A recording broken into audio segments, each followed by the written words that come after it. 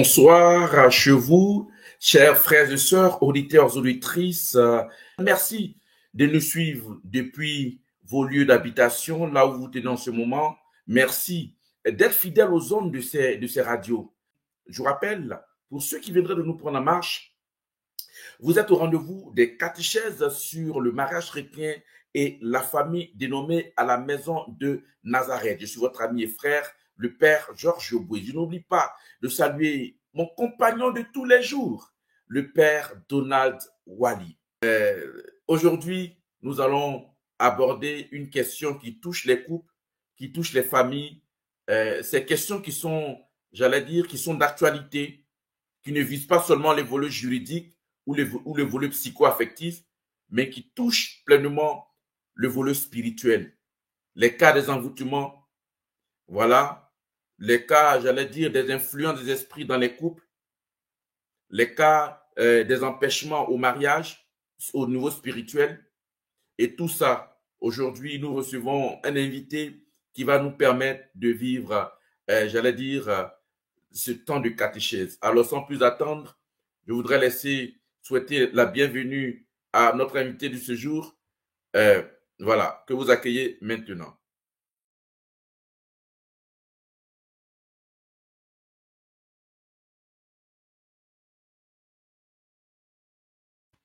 Alors, bonsoir, cher père. Bonsoir, mon révérend père. Bienvenue, comme ton prénom l'indique, au catéchèse sur le mariage chrétien et la famille. Nous sommes heureux de te retrouver une fois de plus et merci d'accepter à chaque fois que nous faisons l'invitation, de répondre à cette invitation pour les catéchèses. Bienvenue, mon père. Merci, c'est un honneur pour moi de participer à cette catéchèse et surtout de faire du bien au peuple. Merci encore de m'avoir convié à ce temps de prière-là. Alors, voilà, vous avez deviné, ou certains le savent déjà, c'est le père Bienvenu. Déjà, mon père, pour ceux qui ne vous connaîtraient pas, est-ce que vous pouvez vous présenter aux auditeurs et aux internautes?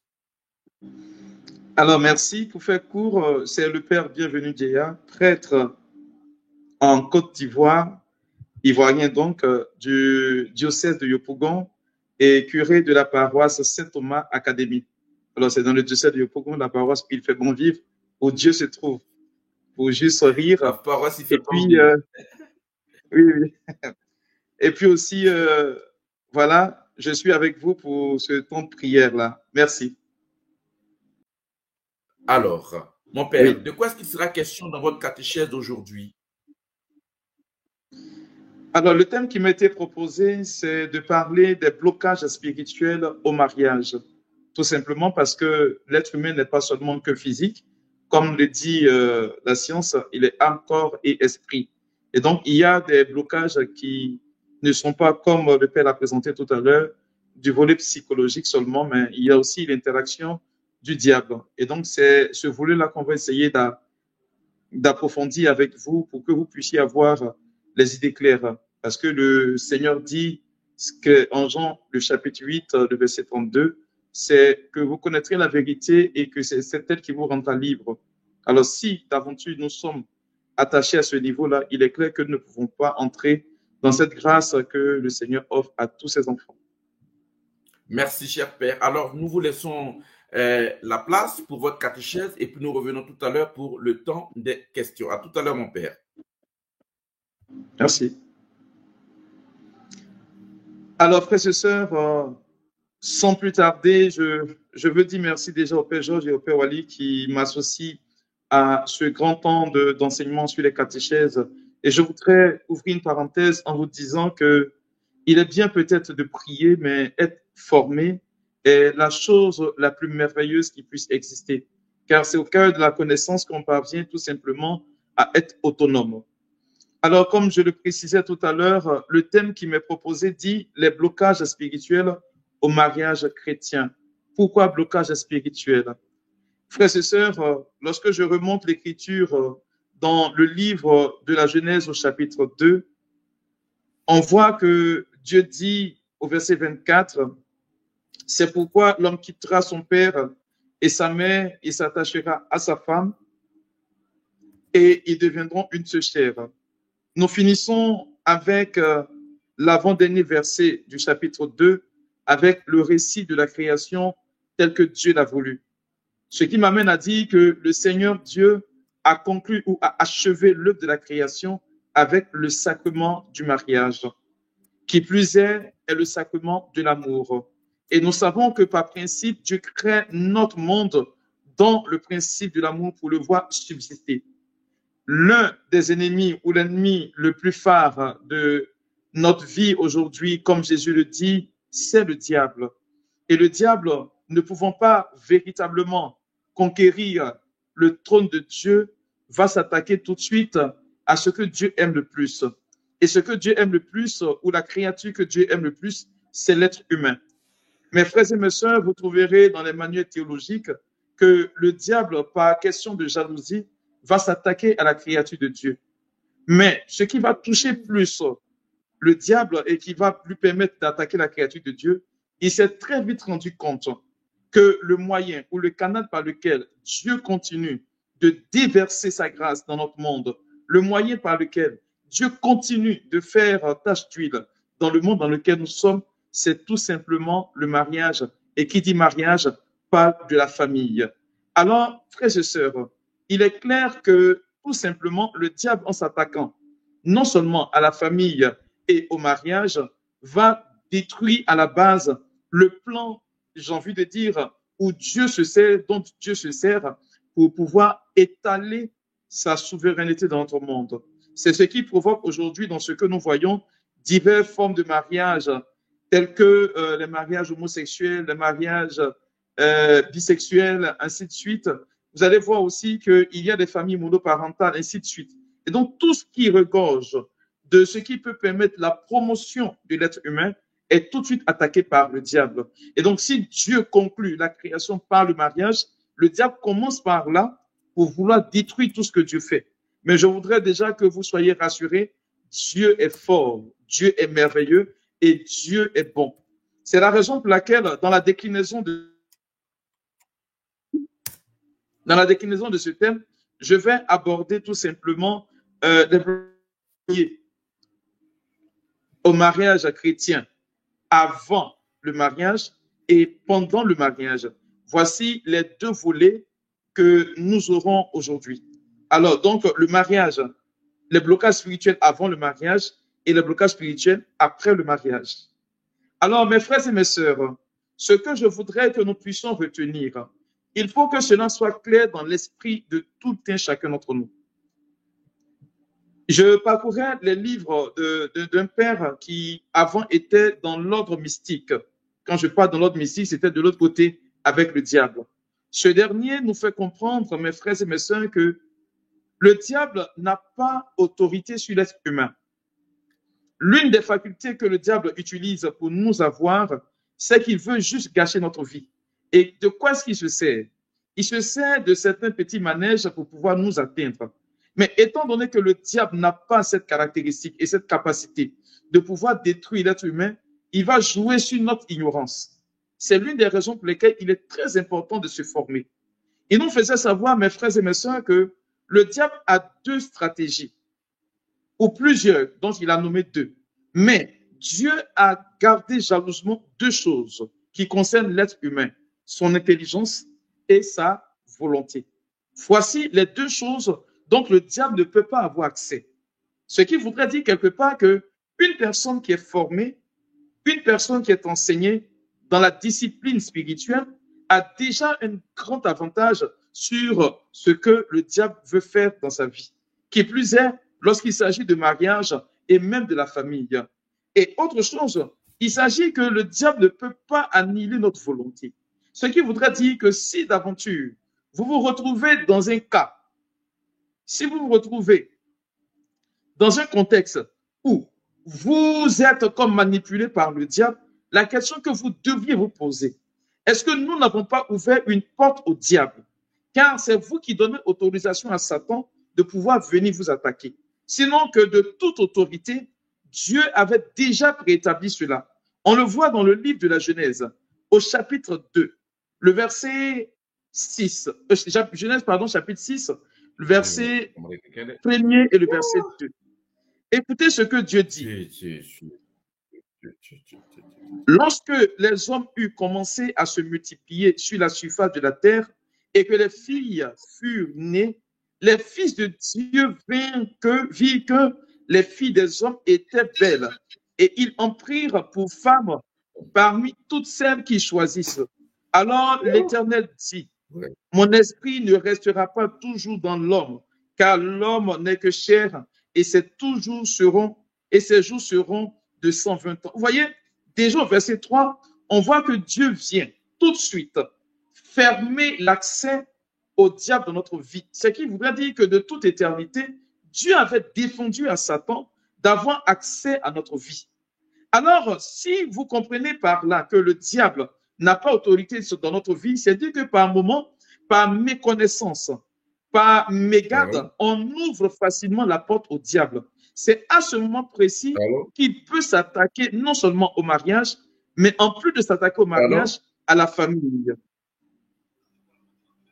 Oui, est-ce qu'on m'entend? Est-ce qu'on me reçoit? Si vous me recevez, il faut mettre une note dans le chat pour que je sache que vous m'entendez. Voilà, merci bien. Alors, frères et sœurs, pour en revenir à mon thème, à mon propos, tout simplement, je veux parler maintenant des blocages spirituels avant le mariage.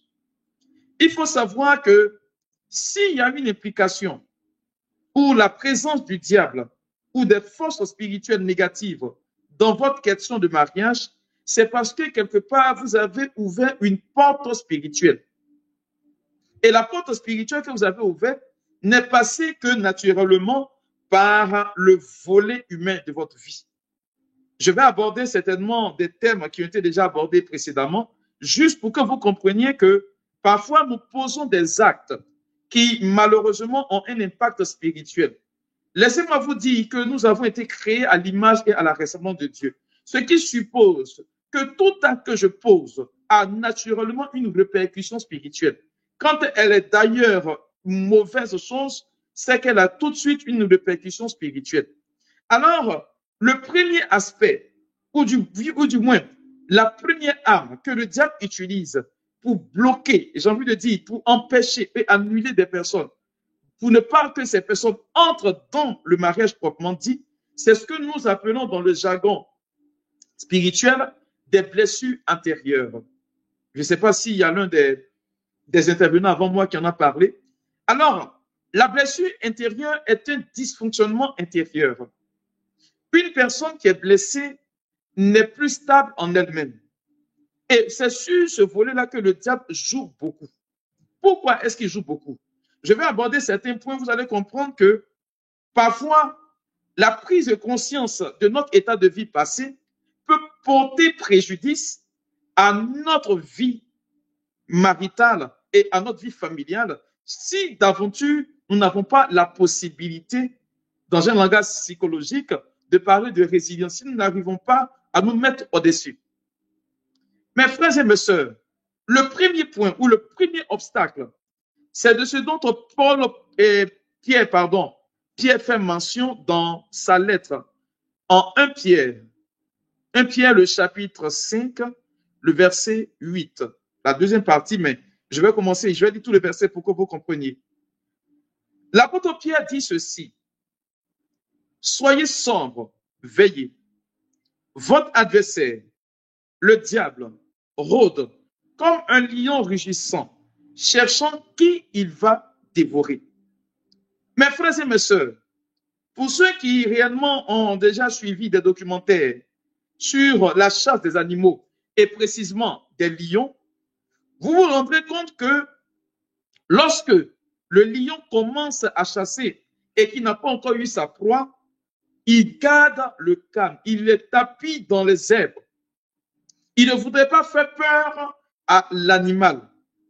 Mais Pierre dit ceci, votre adversaire, le diable, rôde comme un lion rugissant.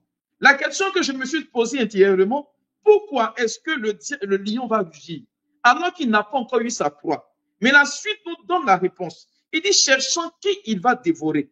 Alors, quand le lion rugit, qu'est-ce que cela suscite dans le cœur des personnes ou des êtres qui vont entendre le rugissement du lion? C'est d'abord la peur. Et nous savons pertinemment qu'une personne qui a peur perd toutes ses facultés ou à moitié ses facultés et elle est déstabilisée, elle ne sait pas dans quel endroit aller. C'est pourquoi Jésus, quand il ressuscite et qu'il vient vers ses disciples, il dit la paix soit avec vous.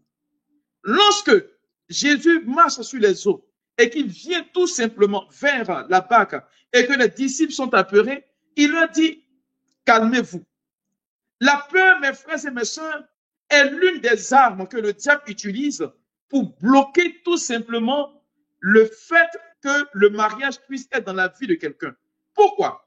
Parce que la peur, suite à une situation vécue antécédemment, va me donner l'opportunité, ou du moins va me mettre dans une position d'indécision.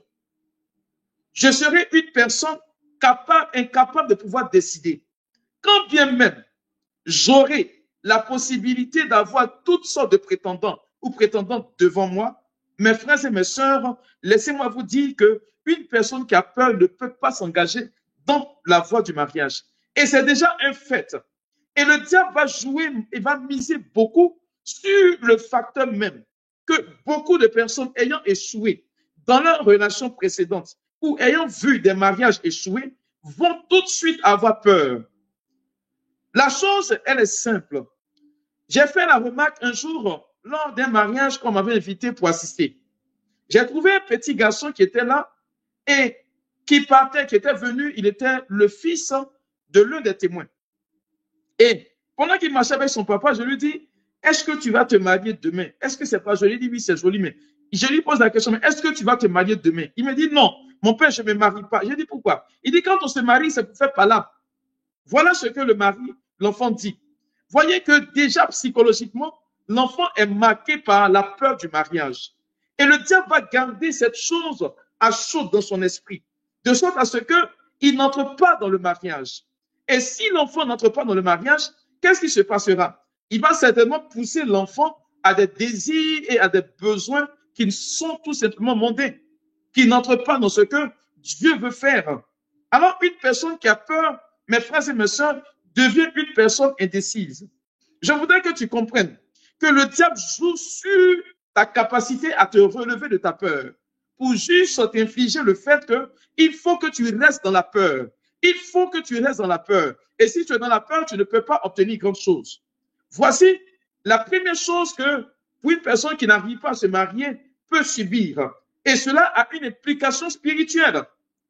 Une personne qui a peur, cela dénote tout simplement qu'elle manque de foi quelque part. Voilà ce qui se présente. La deuxième chose que les blessures intérieures peuvent causer, suite, c'est une question de logique, ça se trouve dans le livre de Tobie. Tobie, le chapitre 6 au chapitre 8. C'est l'histoire de Tobie qui va pour épouser Sarah, qui avait eu 7 maris précédemment. Lorsque l'archange Raphaël conduit Tobie chez les parents de Sarah, il lui fait savoir que mais c'est la jeune dame-là qui avait 7 maris qui sont décédés. Comment se fait-il que moi j'ai parti l'épouser? Il dit à l'archange, je suis le seul enfant de mes parents. Écoutez bien mes frères et mes sœurs. Alors l'archange lui dit, il dit mais elle a perdu 7 maris. Et l'archange Raphaël va lui faire remarquer que c'est parce que ces personnes-là se sont mariées dans la chair, je précise bien, que le diable ou l'Asmodée, lui, qui était le démon de l'époque, a eu raison de la vie de ses époux. La prière de Tobie en dit long, parce que quand Tobie va commencer à prier, il ne prie pas dans le sang de s'unir dans la chair. Je veux dire à quelqu'un, si d'aventure vous êtes marié même à l'église et que votre mariage est dans le sens de la chair, c'est-à-dire vous vous mariez pour un besoin ou un désir purement égoïste et personnel, vous donnez l'opportunité au diable d'avoir un impact dans votre vie. C'est la raison pour laquelle beaucoup parmi vous, lorsque vous décidez de vous marier dans le fait de la chair, cela va tout simplement vous donner l'opportunité de faire de mauvais choix. Des gens vont se bâtir sur le fait que je me marie à telle personne parce qu'elle a de l'argent. Je vois tout de suite le profit matériel. Je vois tout de suite le besoin financier. Je vois tout de suite le fait que j'aime me marier pour qu'on dise que je ne suis pas une personne qui est célibataire. Dès le moment où ce sont ces idées qui trottillent dans ma tête, je ne cadre plus.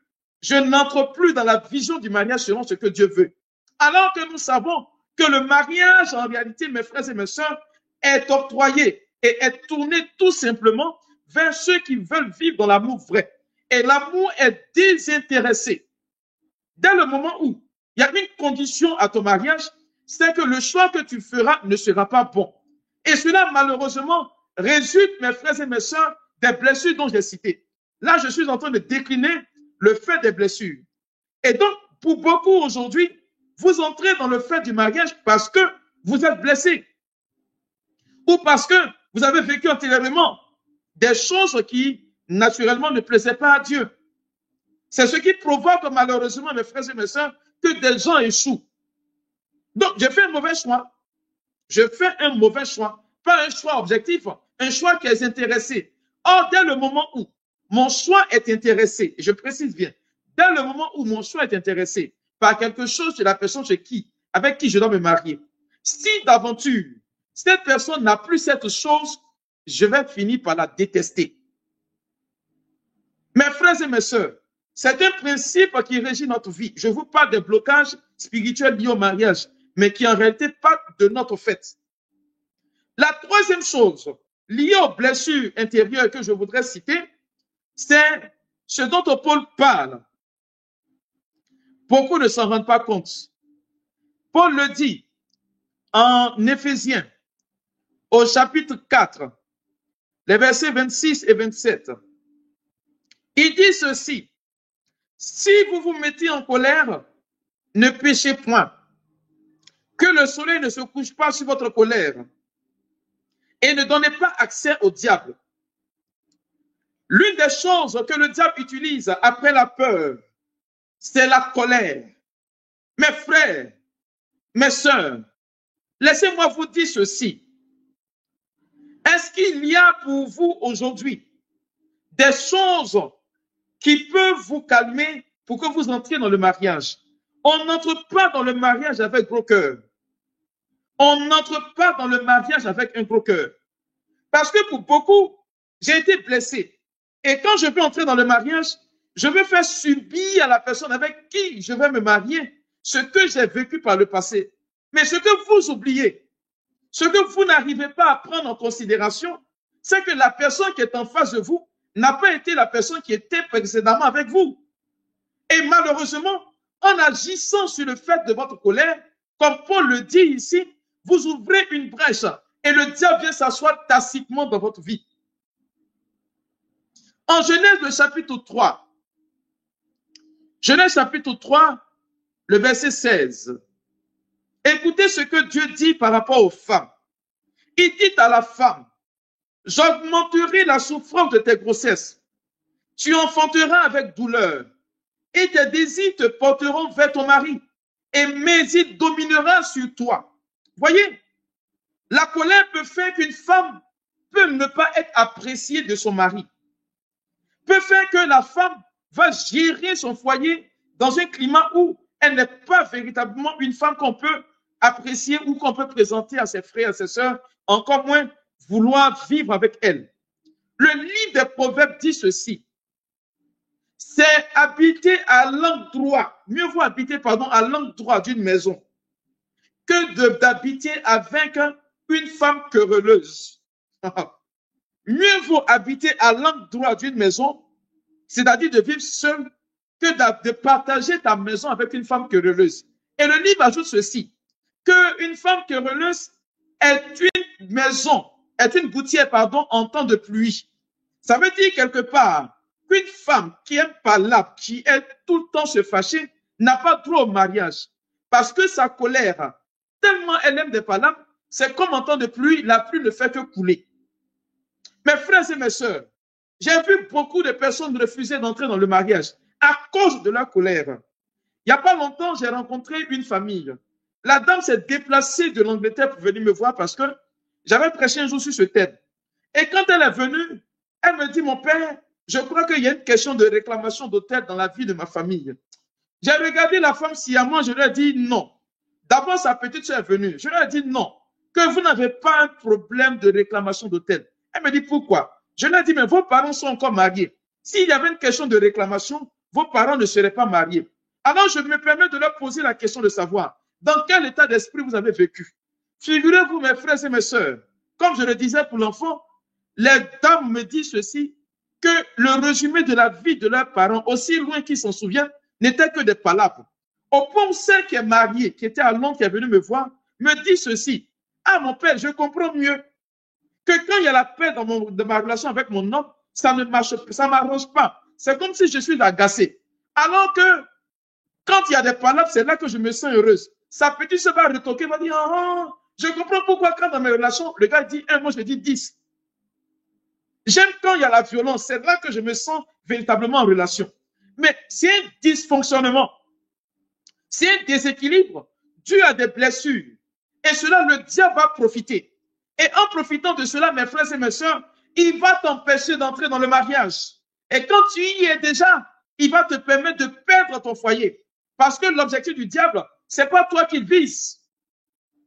Le diable nuit à Dieu, sachant qu'il ne peut pas gâcher. C'est comme deux parents qui se battent. Et comme il ne peut pas se donner des coups, c'est l'enfant du voisin qu'on frappe. Et puis l'autre ici frappe l'enfant du voisin. Voyez? Donc, il se rue sur toi pour faire mal à Dieu. Parce qu'il sait qu'il ne peut rien faire à Dieu. C'est ça son objectif. Et donc, mes frères et mes sœurs, la colère, pour ceux qui ne s'en rendent pas compte, est l'arme la plus efficace du diable.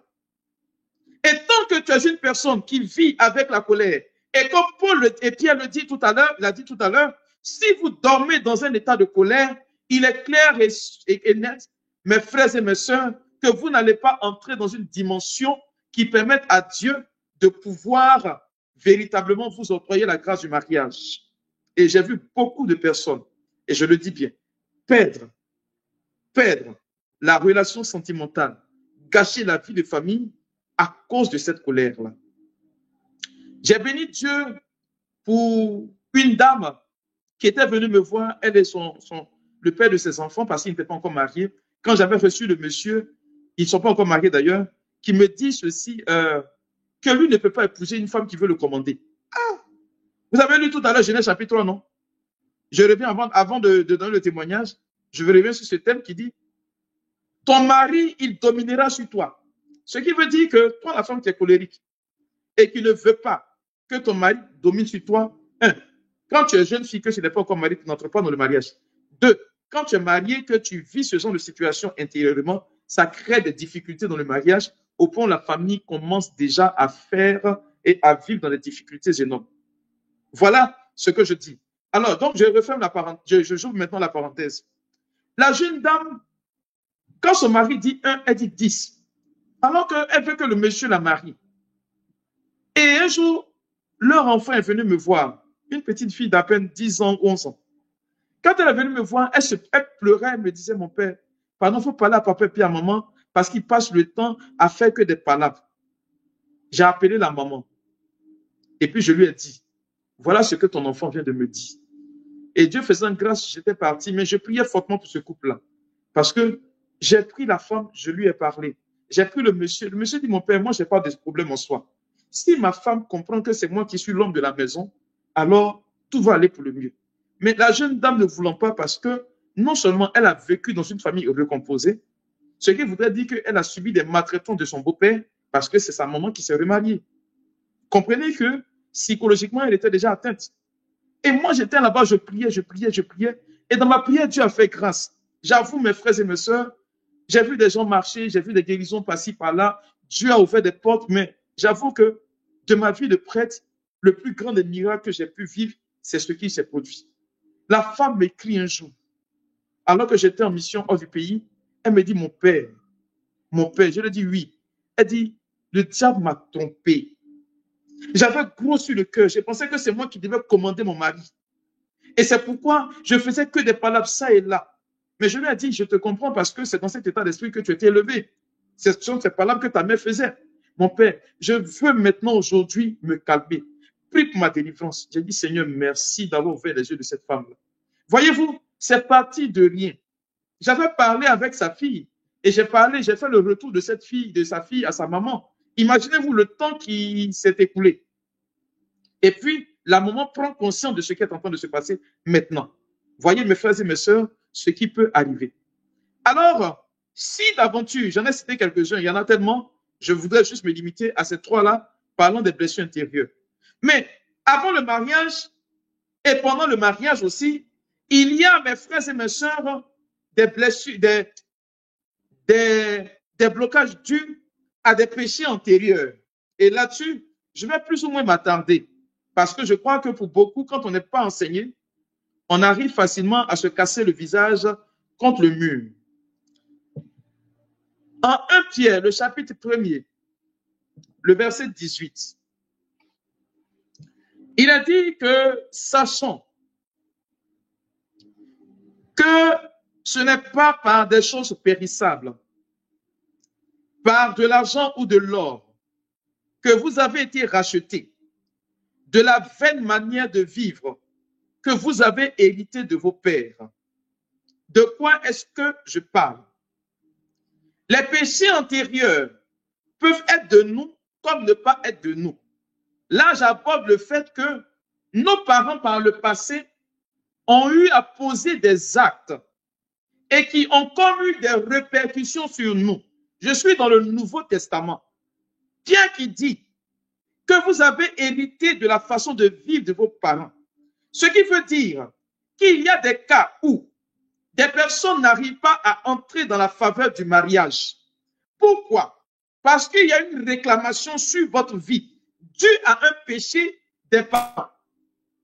Je le dis, j'ai fait la connaissance d'une maman qui était venue me voir parce qu'elle pleurait. Elle me fait dire que sa fille, qui vit en Angleterre, subit des choses qu'elle ne comprend pas. Asseyez-vous bien. Il se trouve que la jeune fille, elle dit à un gars qu'elle a rencontré là-bas, qui prie dans le renouveau, qui lui dit textuellement que lui, il veut se marier avec elle. Elle dit aussi, loin qu'elle s'en souvienne, aucune partie de sa famille maternelle, de son arrière-grand-mère, jusqu'à elle n'a été mariée. Et elles n'ont pas eu plus d'un enfant. Toutes elles ont eu un enfant avec un homme qui les a laissées par la suite. Et le seul enfant qu'elles ont eu, c'était une fille. Elle seule faisait la différence. C'est elle seule qui faisait la différence parce qu'elle avait eu un garçon. Je lui ai dit, certainement que c'est de toi que va venir le déclic et la délivrance de ta famille.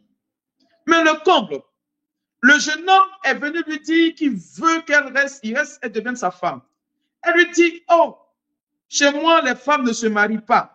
On peut rester go et gare. Mais parler du mariage, c'est une chose à ne pas envisager. Il lui dit non, que Dieu est plus fort que Satan. Elle dit, je n'en disconviens pas. Moi-même, je prie pour que ça quitte. Dans son esprit, elle pensait aux réclamations de ces histoires de mari et femme de nuit.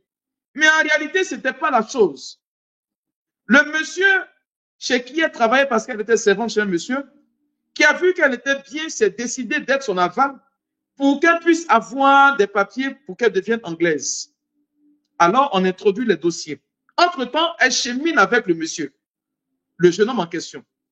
Et au bout de la procédure, on lui dit que tu as rendez-vous tel jour pour qu'on enregistre tes empreintes dans la base de données.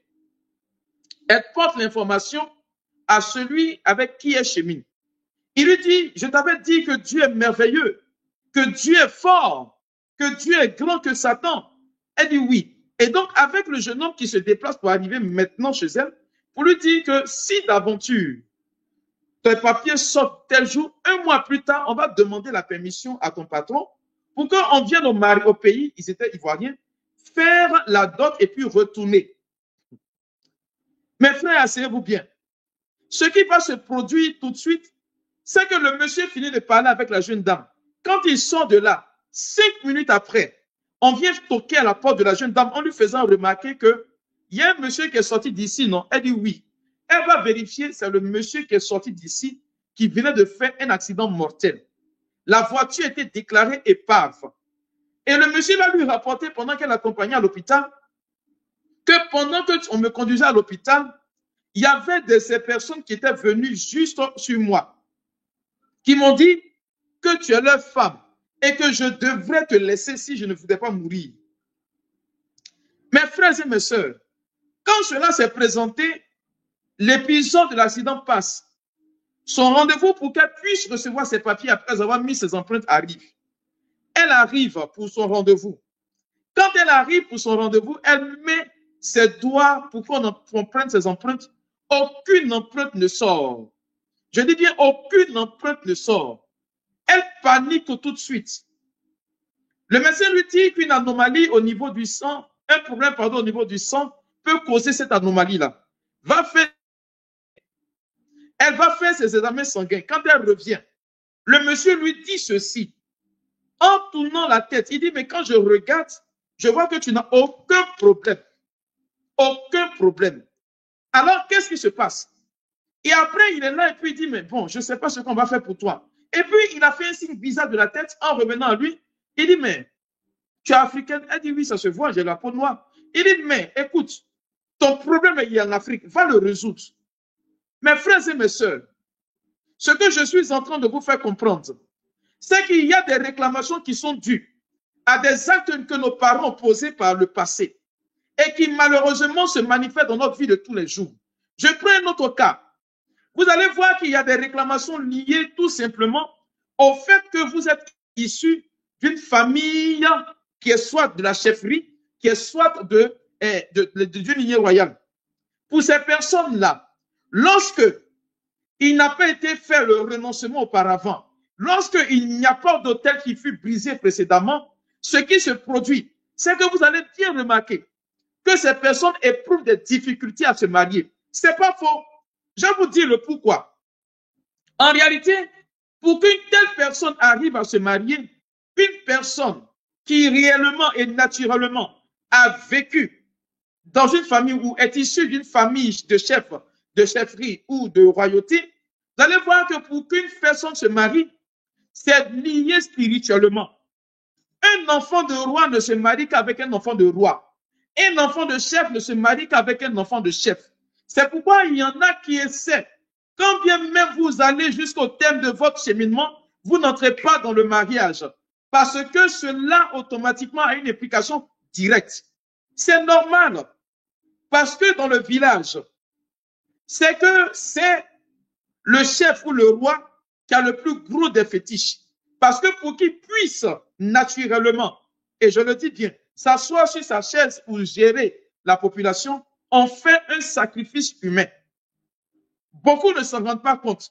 C'est pourquoi vous allez généralement entrer dans des familles, vous ne savez pas d'où est-ce que ces personnes viennent. Avant d'entrer dans une famille, avant d'entrer quelque part, ce que je veux te recommander, frère, ce que je veux te recommander, sœur, prends le temps de t'informer. Prends le temps de t'informer. Il y en a qui veulent rentrer dans le mariage sans pour autant prendre conscience de ce qui est en train de se passer. C'est pourquoi je déclare ceci. Si d'aventure, vous essayez tant bien que mal d'entrer dans le mariage et que pour beaucoup, en plus des dispositions humaines, et que vous n'y arrivez pas, allez fouiller du côté spirituel. En Jean le chapitre 9, le verset 1 et 2, on remarque que Jésus, il part avec ses disciples et il rencontre un aveugle né. Lorsque l'aveugle né est là, Pierre lui pose la question, Seigneur, qui a péché pour qu'il soit né aveugle? Ses parents ou lui? Rappelez-vous que dans le livre des Chroniques, il est dit que celui qui mange des raisins verts, ce sont ses propres dents qui vont s'agacer. Mais là, nous sommes dans le Nouveau Testament. Si les disciples se permettent de poser une telle question à Jésus, c'est qu'en dessous, intelligemment, il veut dire que pourquoi est-ce que dans l'Ancien Testament, il est dit qu'il y a des péchés que les parents commettent. Les péchés que les parents commettent, ce sont eux-mêmes qui en subissent. Mais pourquoi celui-ci est victime des péchés de ses parents? Mes frères et mes sœurs, ce qui suppose qu'il y a des péchés que les parents commettent qui malheureusement impactent votre vie maritale. Et c'est pourquoi beaucoup n'arrive pas à entrer dans la faveur du mariage. Pas parce que vous n'en avez pas la capacité, mais parce que spirituellement, cela vous est refusé. Tout simplement. Il y a aussi le fait que des réclamations sont dues par la méchanceté des hommes. Parce qu'il y a des forces anti-mariage dues à la méchanceté des hommes qu'on appelle la main noire. Je le dis pourquoi? Parce qu'il y en a beaucoup qui vivent des circonstances de mariage non accompli ou de refus de mariage dû à la main noire. Je vais en venir tout à l'heure. Mais en ce qui concerne les péchés antérieurs, je vais citer ici le phénomène des maris et femmes de nuit. Ah, pour ceux qui ne le savent pas, dans le domaine spirituel ou dans le domaine de la démonologie, mes frères et mes sœurs, ce sont les démons les plus peureux.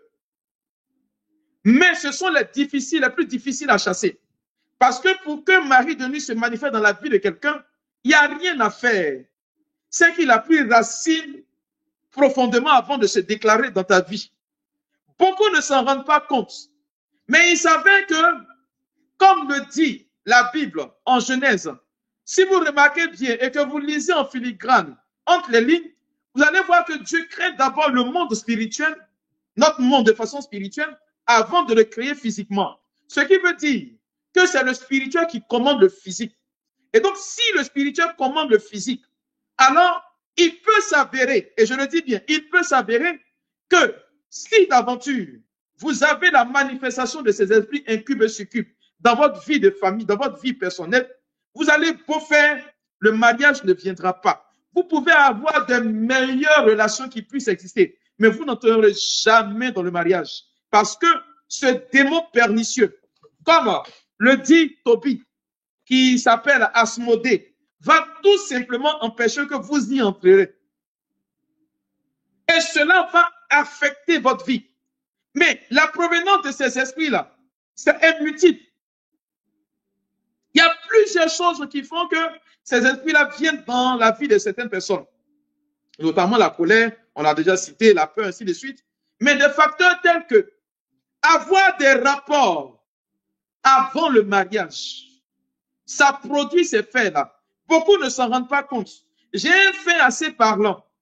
J'ai l'une de mes filles qui, j'étais encore, c'était dans mes débuts, j'avais peut-être 1 an, 2 ans de sacerdoce, qui était venue me voir. Quand elle est arrivée dans mon bureau, c'était un mardi soir. Il faisait, non, un lundi soir, je précise bien, un lundi soir. Il était déjà 19 h. J'avais un petit bureau. Quand elle est rentrée à peine dans mon bureau, mes frères et mes sœurs, waouh, le climatiseur s'est arrêté, la lumière s'est éteinte. Et j'ai eu la présence d'esprit de lui dire, sors et puis rentre après. Quand elle est sortie, la lumière est revenue, le climatiseur s'est mis en marche. Et malheureusement, elle est rentrée, ça s'est reproduit. Donc je lui dis, sors. Et puis là, je me mets à prier. J'ai dit, Seigneur, enseigne-moi sur sa vie. Pourquoi est-ce que ça se fait? Quand Dieu me dit clairement qu'elle est allée coucher avec quelqu'un des ordres mystiques. Je l'appelle, je lui dis, tu es quitté où? Elle me dit, mon père, je viens de la maison. Et le Seigneur me dit, dis-lui qu'elle ment. Et je lui dis, non, le Seigneur dit que c'est faux. Et je poursuis, je lui dis, mais tu es quitté à l'hôtel. Elle dit, ah, papa, ton champignon est caché. Je lui ai dit, non, ce n'est pas question de, comment dirais-tu, tu es parti à l'hôtel là qui m'intéresse. Est-ce que tu sais avec qui tu allais coucher? Elle dit, non, c'est un monsieur. Je lui ai dit, non, c'est un marabout. Quand je lui ai dit marabout, elle a commencé à dire, non, non, non, non, non, non, non. Et puis en reculant, elle a bloqué. Elle dit, papa, pardon, j'ai appelé. Elle a appelé 5 de ses copines qui lui ont dit, ah, c'est maintenant tu sais qu'il est marabout. Sinon que non, on savait depuis. Hein. Waouh! Elle tombait des nues. Je vous assure, cette jeune dame dont je vous parle, elle a 3 enfants de pères différents et tous des hommes mariés. À ce jour, je vous parle, elle n'a pas de mari. Elle n'a personne. Si tout à l'heure, pendant que je suis là, je lui dis, ma fille, il y a fête, viens fêter là, elle va courir pour venir. Mais quand je lui dis, viens prier pour toi, elle n'a pas le temps. Elle s'est malheureusement affiliée à quelqu'un qui aujourd'hui lui a transmis des esprits. Paul dit, en 1 Corinthiens, le chapitre 6, au verset 16 et suivant, il dit, ne savez-vous pas que celui qui s'allie à une prostituée devient une seule chair avec elle? Quand l'Église se permet de vous dire, si vous n'êtes pas marié, n'allez pas avec des hommes, vous ne savez pas Parfois, vous pensez que quand l'Église parle, parce qu'elle est en retard sur son temps, je veux que tu comprennes ceci. L'homme avec qui tu vas coucher, la femme avec qui tu t'en vas coucher, en dehors de la relation du mariage, parce que ce n'est pas sanctifié par Dieu et par l'Église. Car il est dit ceci, que tout ce qui n'a pas été sanctifié par l'Église, n'a pas été touché par l'Église, est profitable au diable. Tout ce qui n'a pas été assumé, voilà ce que les pères de l'Église nous disent. C'est le langage que je cherchais. Tout ce qui n'a pas été assumé par le Christ ne peut pas être sanctifié par l'Église, ni par le Christ. Comprenez que quand tu vas coucher avec quelqu'un, en dehors du cadre du mariage, en dehors du mariage religieux, je le dis bien, mon frère, ma soeur, il y a un impact, je le dis bien, il y a un impact spirituel. Il y a des jeunes dames qui se sont mariées et qui ont fait des pactes de sang. Ça peut être un obstacle à votre mariage, un obstacle spirituel. J'ai connu une jeune dame, pendant qu'elle était en train de coucher avec son mari, et le jeune homme, son gars, elle était en train de lui dire, promets-moi que tu ne vas jamais me quitter. La parole donnée, pendant qu'il produisait l'acte sexuel, s'est transformée en un lien. Ce qui fait qu'ils se sont séparés. Mais la jeune dame voit toujours le jeune gars dans son rêve, quand bien même ils sont mariés. Et ils ont toujours des rapports. Parce que pendant qu'ils étaient en train d'avoir l'acte, ce que vous ne savez pas, la semence, mes frères et mes sœurs, n'est rien d'autre que du sang. Et beaucoup ne s'en rendent pas compte.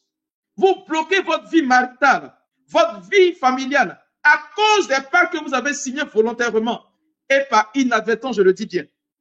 Beaucoup ne s'en rendent pas compte. Et parfois, on passe le temps à accuser les sorciers, alors que nous-mêmes, nous en sommes la cause. Je poursuis. Il y a ceux qui font des pactes de sang, je le dis bien, qui vont, par exemple, quand ils sont en relation, vous taillez et puis vous mettez le sang. Vous condamnez votre vie. Le mariage ne peut plus être admissible pour vous. Vous allez vous séparer. Peut-être vous allez revenir, mais vous n'allez jamais vous marier. Parce que pour beaucoup aujourd'hui, nous entrons dans une facilité, dans une mentalité qui n'honore pas Dieu. Mes frères et mes sœurs, ce que je suis en train de vous dire, c'est de faire vraiment attention. Il y a aussi d'autres facteurs. Le facteur de l'envoûtement. Le facteur de l'envoûtement.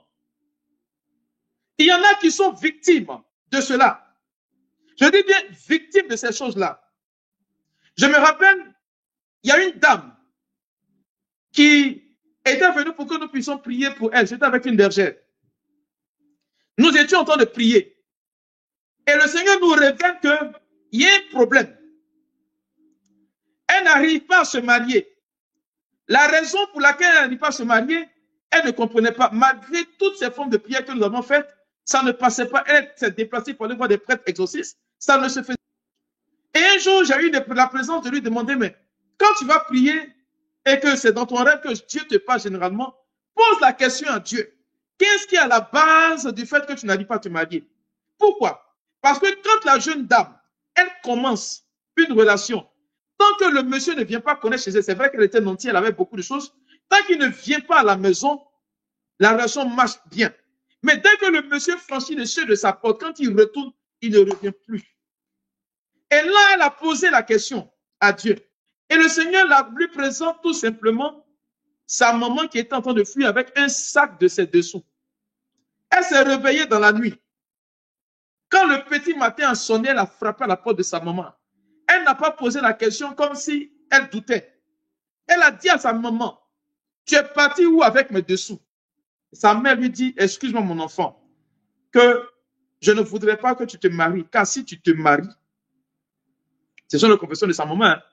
Si tu te maries, tu as pu t'occuper de moi. C'est pourquoi j'ai pris un de tes dessous et je suis allé faire un travail avec. Elle allait donner un marabout pour l'envoûtement.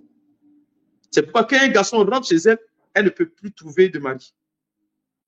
Mes frères et mes sœurs, il y a ce facteur-là qui est vraiment impactant dans la vie des uns et des autres. La vie de débauche, tu ne sais pas avec qui tu couches. Tu ne sais pas où est-ce que tu vas. Beaucoup aujourd'hui fréquentent les maquis, les bars, ainsi de suite. Je vous dis un facteur qui va vous peut-être paraître assez difficile, mais imprenable.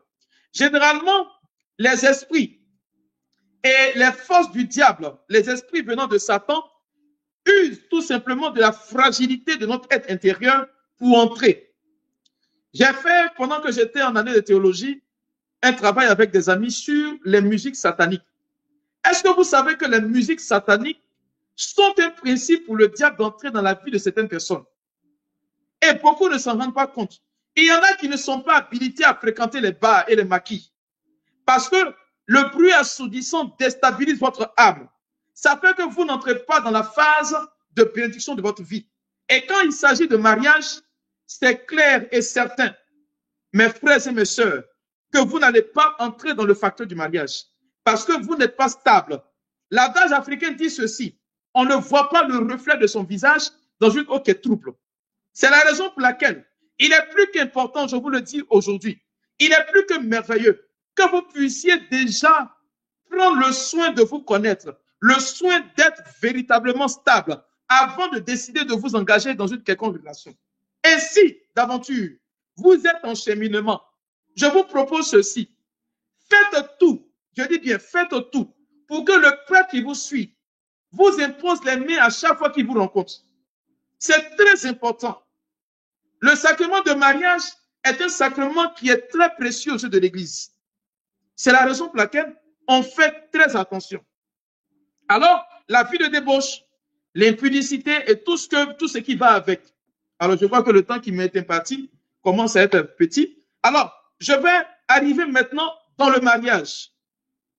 Qu'est-ce qui fait que dans le mariage, ça n'avance pas? Qu'est-ce qui fait que dans le mariage, il y a des problèmes? Est-ce que vous savez que des gens qui sont mariés introduisent des démons dans leur mariage? Et cela impacte la vie du foyer à tous les niveaux. Tant au niveau financier qu'au niveau sentimental, même au niveau affectif. De quoi est-ce que je parle? L'infidélité. Tant au niveau de l'homme qu'au niveau de la femme. C'est pareil. Tant au niveau de l'homme que de la femme, c'est pareil, l'infidélité. Ceux qui ne savent pas, dès le moment où vous êtes mariés, vous portez atteinte, je le dis bien, à votre mariage quand vous faites introduire une tierce personne dans la vie relationnelle, ce qu'on appelle l'adultère. Beaucoup de foyers se sont vus gâchés. Beaucoup de foyers se sont vus détruits. Beaucoup de familles se sont vues annihilées parce qu'on a introduit une autre personne. Ah, c'est comme cela qu'on fait. Non! Le mariage est tellement important pour Dieu que vous n'avez même pas le droit de ternir l'image de ce mariage. Lorsque vous partez vous marier, on dit ce que Dieu a uni, que l'homme ne le sépare pas. Et quand on dit l'homme ne le sépare pas, ne pensez pas que ce sont les personnes extérieures. Ça commence déjà par vous qui êtes mariés. Vous pensez que le mariage, c'est votre fête. Ce n'est même pas une décision venant de vous, c'est Dieu qui l'a voulu. Si tu n'as pas pitié de ta vie, au moins il faut avoir peur de Dieu. Tu ne peux pas dire que j'entre dans le mariage et puis décider volontairement de ternir cette image-là. C'est la raison pour laquelle l'infidélité est un obstacle fort à la réussite non seulement du mariage, mais surtout au bénéfice de la famille. Ça ne passe pas. Un jour, sur une paroisse dont je tais le nom, il y avait un monsieur qui était prospère, il était nanti, il avait beaucoup d'argent. Et puis, ses amis lui disent, mais qu'est-ce que tu fais et puis tu as beaucoup d'argent? Il a dit, si je vous dis, vous n'allez pas me croire. Il dit, il faut dire. Il dit, depuis qu'il est marié avec son épouse à l'église, il n'a plus jamais trompé. Et tous se sont levés, sont partis. Parce qu'ils estiment que ce sont des foutaises. Ils disent que c'est foutaise. Que toi, tu es qui et puis tu ne trompes pas ta femme. Ah! Comme si c'était devenu, j'ai envie de dire, l'effet de mode. Et malheureusement, il y a des femmes mariées qui acceptent cela. Pourquoi? Pourquoi? Ah, mais s'il me trompe qu'il dort à la maison, c'est normal. Mais tu ne sais même pas quel démon il va chercher dehors pour venir. Ça peut affecter votre vie familiale. Ça peut détruire votre mariage. Et tu acceptes. Pourquoi? Au nom de quel principe tu vas accepter que ton mari puisse te tromper? Ça ne passe pas. C'est pas logique. Il y a des choses qu'on ne doit pas accepter. Parce qu'il est sacré, le mariage, c'est un sacrement établi par Dieu. Ta part de responsabilité, elle est où? Je veux que tu prennes conscience que le mariage, c'est un sacerdoce. Oui, c'est un sacerdoce. D'autres vont jusqu'à même à tromper leur épouse ou leur épouse sur le lit conjugal. Hey, j'appelle à quelqu'un, je vous dis quelque chose. Beaucoup ne s'en rendent pas compte. Mais le pape Saint Jean-Paul II, dans son encyclique Familiaris Consortio, il a fait comprendre que lorsque les époux vivent sacramentellement leur union et que par ce même principe, ils atteignent la sublimité du mariage par l'union légitime des époux. Mes frères et mes sœurs, il dit cela à ce niveau précis. Le mariage a la même valeur sacramentelle que le sacerdoce. Ce qui veut dire, c'est pourquoi dans l'Église, si vous vous rendez compte, et bien évidemment, que ceux qui sont les célébrants du mariage, ce n'est pas le prêtre, il assiste.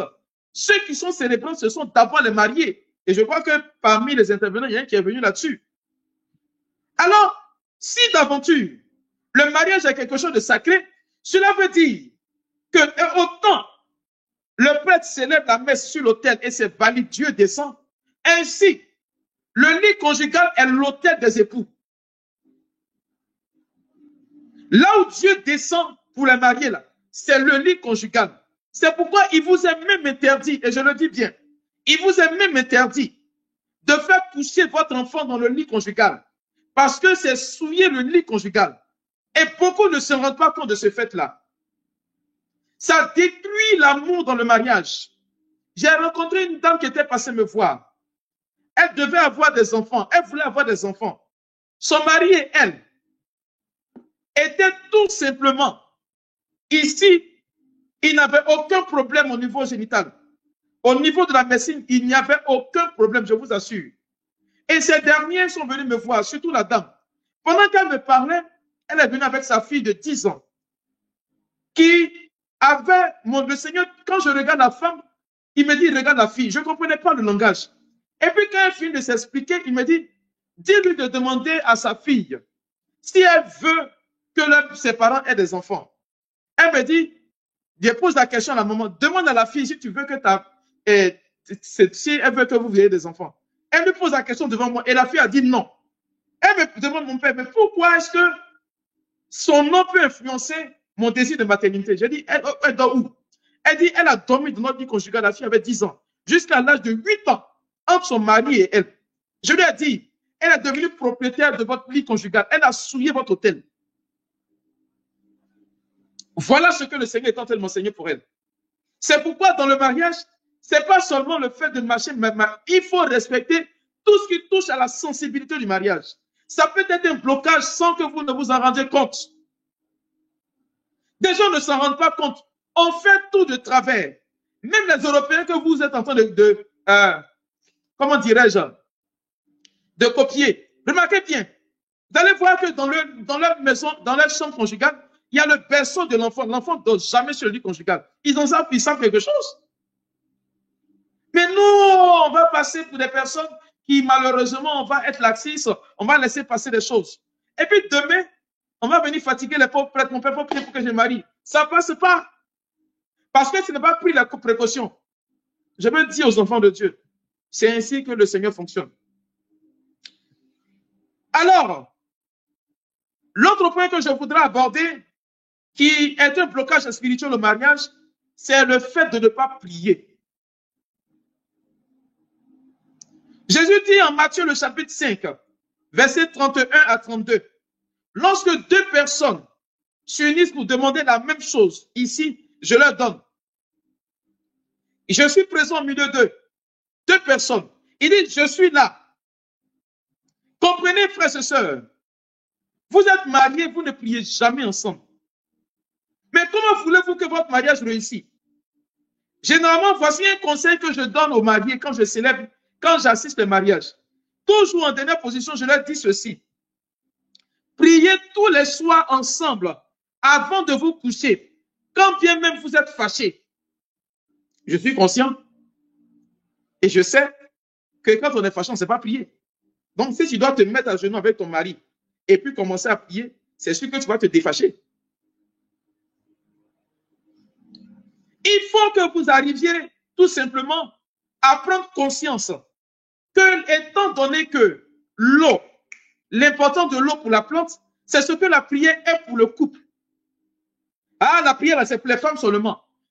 Même si vous êtes à distance, aujourd'hui, grâce à la magie de l'Internet, vous pouvez mettre tout simplement Internet et puis prier ensemble avant de dormir. Mais au lieu de faire cela, on va se balader sur Facebook, sur WhatsApp, sur tout ce qu'on veut. Maintenant, quand il s'agit de prier, c'est non, on va parler. Ah, il faut prier pour nous deux. Aïe, elle s'est mariée seule. Est-ce qu'elle s'est mariée seule? Je veux que vous compreniez ceci, mes frères. Je veux que vous compreniez ceci, mes sœurs. Il y a un impératif parce que le diable sait que si vous vous accordez, lui, il n'a plus sa place dans votre vie de foyer. Il le sait. Il va créer toujours des histoires. Oui, tu peux te fâcher. Ton mari a fait quelque chose, ta femme a fait quelque chose, fâche-toi. Mais le soir, avant de dormir, je dis bien, le soir avant de dormir, va te réconcilier avec cette personne-là. Et puis ensuite, prier.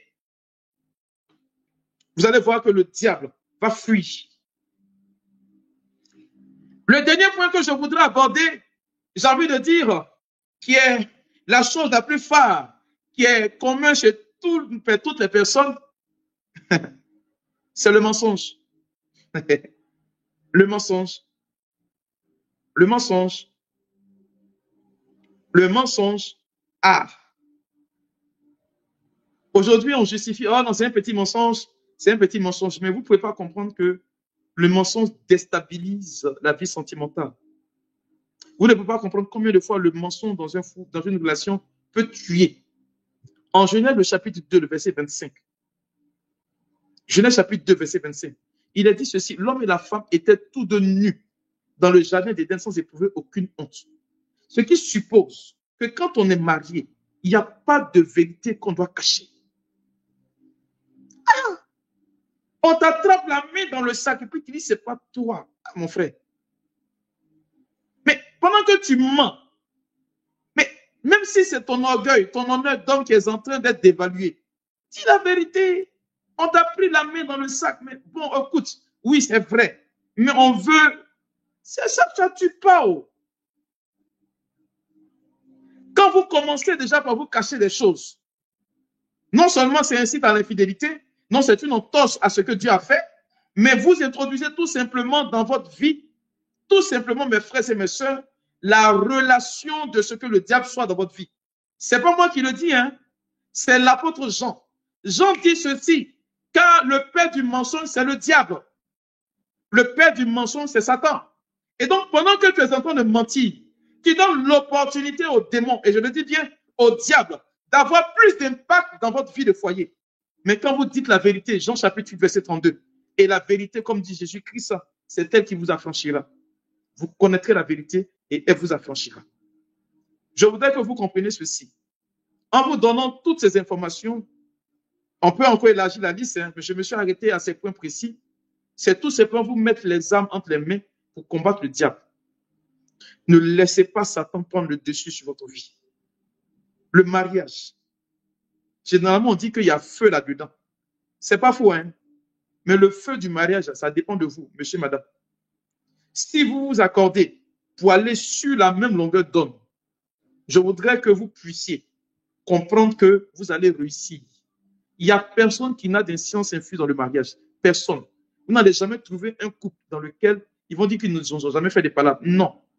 Si, ils en ont fait. Mais ils ont réussi à se mettre au-dessus. Et pour réussir votre mariage, il faut compter toujours sur Dieu. Je voudrais que le Seigneur vous bénisse et qu'il vous accorde la faveur de pouvoir entrer, pour ceux qui ne sont pas mariés, dans la grâce du mariage, et pour ceux et celles qui sont déjà entrés dans la phase tout simplement de vivre votre mariage avec équité et justice. Que Dieu vous bénisse.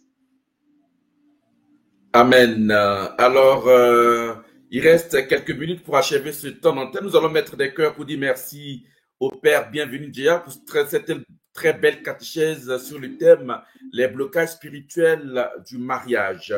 Alors, mon Père, le temps ne nous permet pas d'avoir quelques questions, mais je voudrais, pour finir ce temps, vous laisser le temps de la prière. Et puis, je tiens à rappeler ceux qui nous suivent que l'apothéose, c'est demain à partir de 20h30. Nous allons prier pour tous les cas Ce soir, ce sera la prière pour les blocages spirituels au mariage. Mais demain, nous allons nous retrouver pour repasser tous les cas de prière. Et ce sera le temps de la grande intercession demain à partir de 20h30 GMT. Mon père, vous avez quelques minutes, j'allais dire peut-être 15 minutes pour prier pour nos éditeurs et pour nos internautes. À tout à l'heure.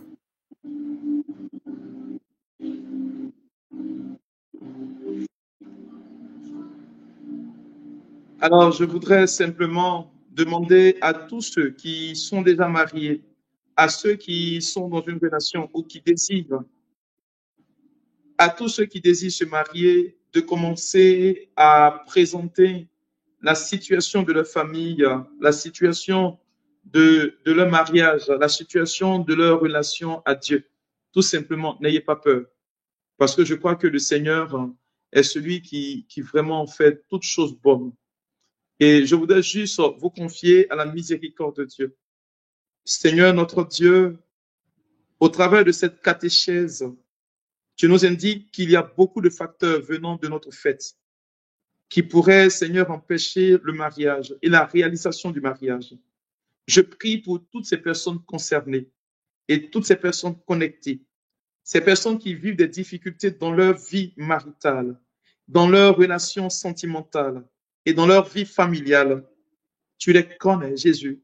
Je prie parce que c'est toi qui institues le mariage. Je confie chacune des personnes ici. Je confie chacune des personnes qui nous écoutent, ces personnes qui prendront après ce temps de prière en cours. Je prie que la faveur de ta grâce les rejoigne de là où elles se trouvent. Je prie pour celles et ceux qui vivent des blocages spirituels indépendamment de leur volonté, parce que victimes des envoûtements, victimes de tout ce qui touche à leur vie. Je prie que ta grâce, Seigneur, les touche maintenant, que ta faveur, Seigneur, les rejoigne. Par la puissance de ta grâce, tu nous dis dans l'évangile selon Saint Jean, si le Fils vous a libéré, c'est que vous êtes véritablement libre. Jésus, c'est en ton nom que j'élève la voix vers le ciel, demandant à Dieu de réhabiliter tes enfants dans la dignité d'enfants de Dieu. Pour ce qui concerne le mariage, j'en appelle, Seigneur, aujourd'hui à ta puissance et à ton intercession. Par le merveilleux témoignage que tu nous donnes de ta présence, je prie que ta grâce maintenant s'applique à leur vie. Je dénonce, Seigneur, toutes les œuvres démoniaques de la vie de tes enfants. Et je déclare ceci, que ce qui empêche tes enfants aujourd'hui d'entrer dans la phase de réalisation, Seigneur, de leur mariage, soit tout simplement levé. J'annonce ce décret maintenant dans leur vie. Je prie pour que ta faveur aujourd'hui les rejoigne maintenant. Pour celles qui éprouvent des difficultés à se marier, suite à des influences néfastes venant du camp de l'adversaire, j'ordonne par le ministère de l'Église, au nom de mon sacerdoce, que ces forces maintenant s'éteignent, que ces forces et ces esprits disparaissent, qu'elles quittent maintenant, Seigneur, la vie de tes enfants, et je les lie au pied de la croix du Maître. Je les renvoie de là où elles viennent. J'en appelle, Seigneur, maintenant à ton intercession. Toi qui as prié pour tes enfants, pour tes disciples que nous sommes. Je prie pour ceux et celles qui aujourd'hui se confient naturellement à nos humbles prières, pour ces foyers en difficulté. Pendant que je suis en train de prier, je marque une pause parce que j'ai dans mon esprit une femme qui est en train de prier fortement. Tu as laissé venir malheureusement une femme dans la vie de ton mari. Tu as vu venir. Et ce que tu t'es dit, je vais voir jusqu'où il peut résister. Et malheureusement, aujourd'hui, le monsieur est pris au piège. Et cela est en train d'impacter négativement ton foyer. Et parfois, il t'accuse. Il te dit que tu savais, tu n'as rien fait. Pendant que je suis en train de prier, ma soeur, tu es en larmes. Je précise cela pour que tu te reconnaisses. Tu es en train de pleurer parce que tu sais que c'est de ton fait. Mais le Seigneur me dit ceci. Ce qui définit et caractérise un être humain, c'est sa capacité à se tromper. C'est une erreur pour toi. C'est pourquoi le Seigneur dit qu'il te relève de cette chute et ton mari va revenir à la maison. Pendant que je prie, la main de Dieu se pose sur sa vie et le Seigneur le délivre de toute forme d'envoûtement lié à cette relation. Père, je glorifie ton nom et je rends la gloire à ta majesté, car tu es le Dieu qui pourvoit à nos besoins. Je prie pour ceux et celles qui vivent toujours une vie sentimentale en termes de recyclage. On part devant, on revient en arrière, toujours le perpétuel recommencement. Seigneur, je brise ce cycle maintenant par le pouvoir que tu me confères. J'annule toute forme de réclamation spirituelle sur la vie de tes enfants. Oh, pendant que je prie, il y a une jeune dame. Tu n'arrives pas à entrer en relation avec des hommes. Et lorsque ces hommes-là décident de venir avec toi, il y a des problèmes qui s'en suivent. La raison, elle est toute simple. C'est qu'en réalité, ton père a eu abusé de toi dans ta jeunesse. J'en parle parce que je sais de quoi il en résulte. Ton père a eu abusé de toi dans ta jeunesse. Et c'est resté comme un fait marquant dans ton esprit. Ce qui fait que même quand tu t'engages dans une relation, tu as tout de suite peur. Et après, quand tu essaies de te surmonter, tu dis que c'est pas possible. Il y a un lien qui subsiste entre ton père et toi. Je le brise maintenant dans le nom puissant de Jésus. J'annule et je décrète ceci. Tu es libéré parce que il n'a plus et il n'aura plus d'influence sur ta vie. Seigneur, je prie pour ceux et celles victimes de la méchanceté des hommes. Toi qui nous précises aujourd'hui que le blocage spirituel lié au mariage ne doit pas exister parce que tu es dans le mariage. Pour ceux qui portent tout simplement la lourde responsabilité du découragement, je prie, Seigneur, de réarmer leur cœur, de leur redonner la possibilité d'entrer dans cette phase d'élévation que tu nous donnes aujourd'hui. Je prie, Père, que dans la souveraineté de ta bénédiction, que tu arrives aujourd'hui à traduire ta présence dans la vie de tes enfants. Merci pour ceux que tu es en train de libérer. Merci pour ceux et celles que tu es en train de visiter. Merci pour ceux et celles que tu es en train de libérer de ces formes d'esprit incubes et succubes dit, appelées mari et femme de nuit. Pendant que je prie, je vois dans mon esprit une jeune dame. Le phénomène des esprits des eaux vient du fait que ta mère t'a conçu par la consultation des eaux. Et chaque année, tu es censé offrir des sacrifices. Tu ne sais pas pourquoi, mais tes relations n'aboutissent pas. Et ta mère a eu un jour l'occasion de te dire que si d'aventure, il fallait que tu te maries, il va falloir que tu offres quelque chose pour que ce sacrifice puisse tout simplement honorer ce génie-là. Je vais te dire ce que ta mère t'a dit textuellement pour que tu te retrouves dans ce que je dis. Il faut juste laisser un message pour préciser. Elle t'a dit ceci, et je cite, « Si tu veux un jour te marier, ton premier enfant, si c'est une fille, il faut que tu consacres cet enfant à ce génie pour que toi, tu aies l'occasion, la chance de te marier. » Je veux dire à cette jeune dame, tu n'as nullement pas l'obligation d'agir conformément à ce que ta mère dit. Parce que le diable est un menteur. Et parce qu'il est menteur, il veut te pousser tout simplement à sacrifier toute ta génération. Là, je déclare ceci, que ces propos sont nuls et non avenus. Parce que Dieu est souverain. Seigneur, je prie que tu agisses maintenant, que tu touches maintenant, que tu visites maintenant ces personnes-là qui sont fortement touchées, qui sont fortement visitées. Merci pour cette grâce, pour cette largesse d'esprit que tu es en train, Seigneur, de visiter ces personnes que tu es en train de toucher par la puissance de ton nom. Jésus, tu es souverain. La Bible enseigne que tu es le Dieu fort, tu es le Dieu merveilleux. Il y a un monsieur qui est en train de nous prier, de prier avec nous. Pendant que je prie, frère, toutefois, tu es en cheminant avec une jeune dame. Toutefois que tu as décidé d'aller faire sa dot, un énorme problème financier s'est abattu sur toi. Au point où l'argent que tu cherches, tu as cherché pour faire la dot, n'a jamais permis de faire cette dot. Je décrète en cet instant précis, pendant que je prie, la puissance de Dieu te rejoint, frère. Là, en ce moment précis, le Seigneur te libère. Il te libère car il dit ceci. Aujourd'hui même, les choses entrent en accomplissement.